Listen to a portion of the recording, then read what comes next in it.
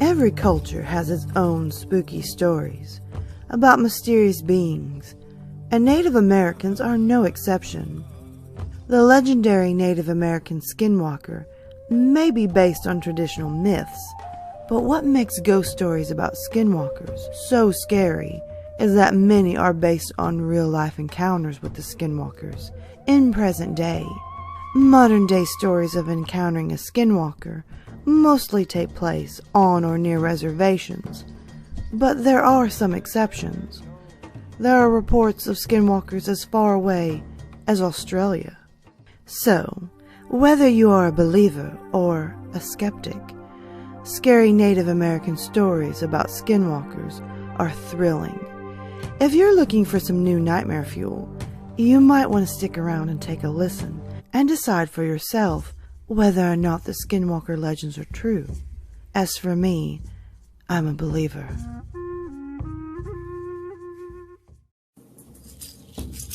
My grandfather told me a story once, as we sat around the campfire in his backyard. In the cool night of the Arizona desert, the horizon was clear, and each star twinkled in a purple sky, with a full fat moon hanging low over the mountains. His voice was raspy and gravelly, the result of a lifetime of smoking cigars and drinking whiskey. The fire danced and shined across his wide dark eyes as he settled into his seat, ready to tell me his story. "Way back when I was a boy, about your age," he began, "I lived outside an Apache reservation with your great-grandfather. He had returned from the war and set about raising horses and cattle on a 100-acre ranch settled between a brambly mountainside with dirt good for growing thorn brush and not much else. One night my mother was sick, and Pa and I took a trip into town. About 50 miles away, straight through a dry desert, over a washed-out creek and some old abandoned farmsteads. The fire sparked, and a log cracked, jolting me out of the story. "What next?" I asked. "Settle down, boy. You'll hear soon enough." Pa and I were driving in an old Ford pickup truck, and I remember it was dark out, inky and thick, with only the lights of our old truck lighting up the road. I remember, too, when the engine began to sputter and the truck slowed to a jerky stop. "Dang it," Pa said, guiding the Ford to the side of the road as it coasted to a halt. "Stay here, son," as he stepped out into the darkness, shutting the door with a heavy thud. My window was down, and the cool desert air was breezy and felt good on my hot face and neck. Pa was getting water from the back to cool the engine, and that's when I smelt it. Oh, rotten eggs. Strange, I thought, to smell sulfur in the desert. My nose also picked up carrion, like one of them dead bloated cattle that would drop from the heat until the crows pecked enough holes in their hide to cause the whole thing to explode. It stunk and I gagged. My skin started to tingle too. The back of my neck felt itchy and my face started to get hot. The wind stopped blowing and hung still and heavy, with the stink filling the cab. "Pa?" I called. "Pa? Pa!" No answer. My heart starting to beat, and I felt such a fear in me, in my bones, in my chest. Boy, I tell you, I never felt fear like this. Not until Vietnam. Not until I saw men dying around me. I locked the door and reached over for my pa's door, and I saw a shadow bound across the road, through both dim beams of light, across the partly open domed hood. Grandfather paused. He spit a fat wad of tobacco to the side, and he looked pensively into the darkness. I realized I was holding my breath, and I gasped for air. The night was cool, but I was sweating and clammy. "Well, what happened? What about your father? What did you see?" He sighed. A creature. He shook his head. You have to understand. There were legends, older than the rocks, out in the valley, older than Crazy Horse and Sitting Bull, than the old Indian chiefs and their shamans, the Apaches and the Hopi and the Cherokee, and all them old tribes and first peoples. They told tales, old stories about dark Injun magic, a deal made with the old spirits, a blood sacrifice to gain power, old power, enough to fight each other and the Spaniards, and later the white man that came for their land and women. They called them. He paused. Grandfather took a deep breath and bodied forward into his tale. Across the fire and the sky, the desert, the creek, the moon, the sun, and the old mountains, he bodied forward. They called them skinwalkers, shapeshifters, old warriors resurrected as skinless men, all sinew and muscle, walking on deer legs, with the torso of a man and the head of a coyote, but messed up. Boy, long and malformed snouts, teeth like a bowie knife, long arms and standing 7 foot tall, even hunched over.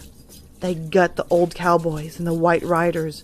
They'd run through bullets, part the Spanish armor like it was a potato sack. Wily, too.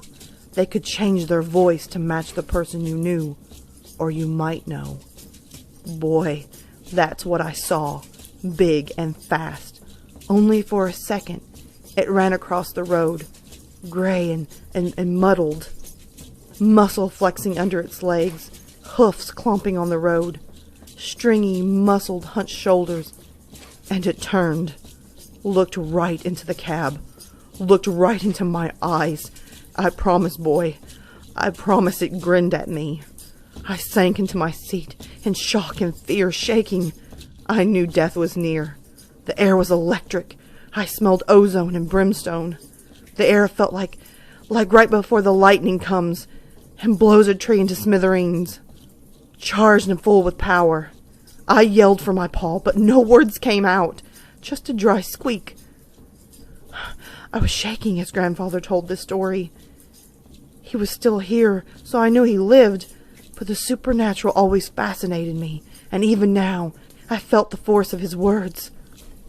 The real power of skinwalkers and trickery. Sure, they could change their voices, but also their skin. That's why the gods took their hide, so they could take others. Not for long, the legend says. Maybe an hour before the soul of the skin they wore would come looking for their mortal shell, before going to whatever hell awaited them. Though I think that getting skinned alive was hell enough.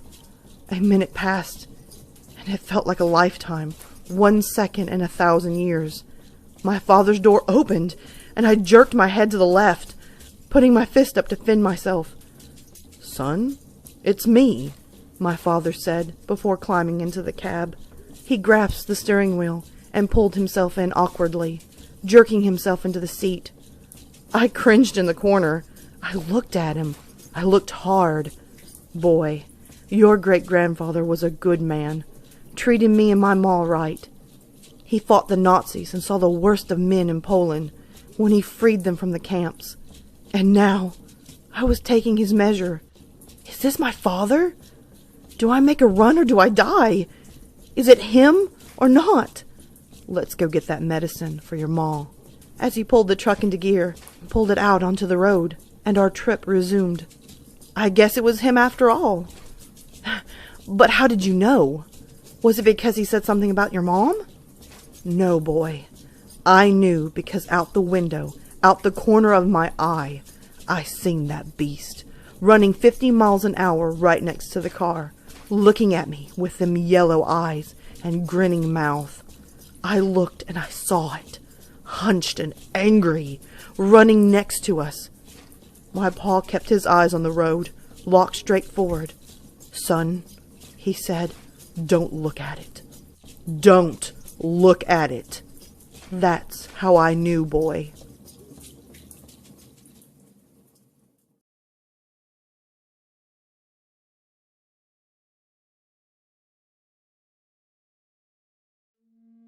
Alright, my lovely lilies, thank you so much for watching the new video.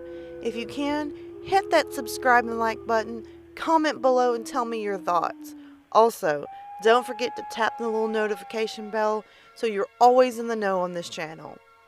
As well, guys, you can always find me on Twitter, Instagram, Snapchat, and always you can hit me up in my emails.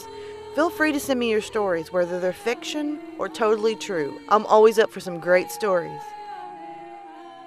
And oh, by the way, until next time, sweet dreams.